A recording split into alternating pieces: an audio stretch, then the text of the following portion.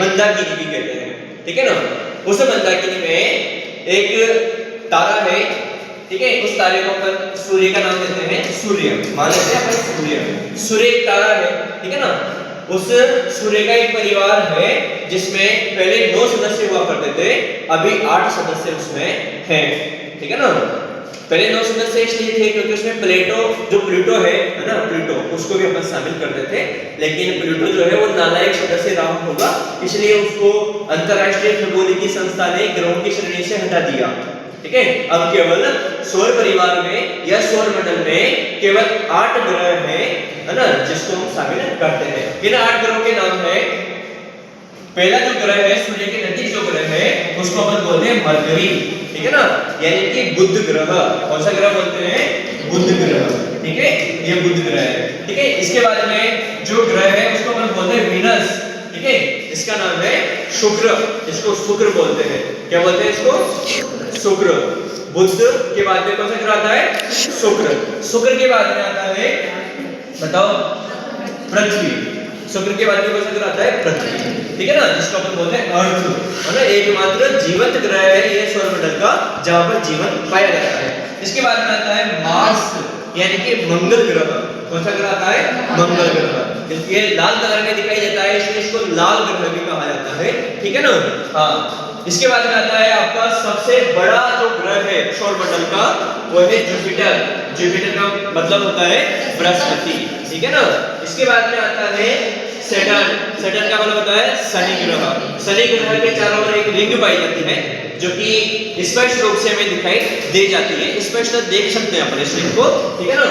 हाँ, और सबसे आज अपने शास्त्रों में सबसे ताकतवर खतरनाक टाइप का ग्रह भी इसको माना जाता है, ठीक है। इसके बाद में है यूरेनस, ठीक है। यूरेनस के बाद में है नेपच्यून, यानी कि अरुण और वरुण, ये बर्फ दानव कहलाते हैं। यानी कि यहाँ पर जो टेम्परेचर है वो बहुत ही कम रहता है, माइनस में रहता है, इनको बर्फ दानवों की संज्ञा दी जाती है, बर्फ दानव कहा जाता है। बर्फ के पिंड हैं ये, बड़े बड़े पिंड हैं बर्फ के, है ना, बर्फ के ग्रह हैं, ठीक है ना। एक और था पहले जिसको अपन प्लूटो कहते थे या कुबेर कहते थे, लेकिन इस कुबेर ने ग्रह की परिभाषा को पूर्ण नहीं किया। ग्रह की एक निश्चित परिभाषा होती है कि वो अपने अक्ष पर घूमने के साथ साथ सूर्य का एक निश्चित परिक्रमा पथ में चक्कर काटेगा, लेकिन ये जो प्लूटो है ना, ये प्लूटो किसी की भी कक्षा में घुस जाया करता था, अपने निश्चित मार्ग को फॉलो नहीं करता था, इसलिए अंतरराष्ट्रीय खगोलीय संस्थान ने इसको ग्रह की श्रेणी से हटा दिया है। तो वर्तमान में हमारे सौर मंडल में कितने ग्रह हैं?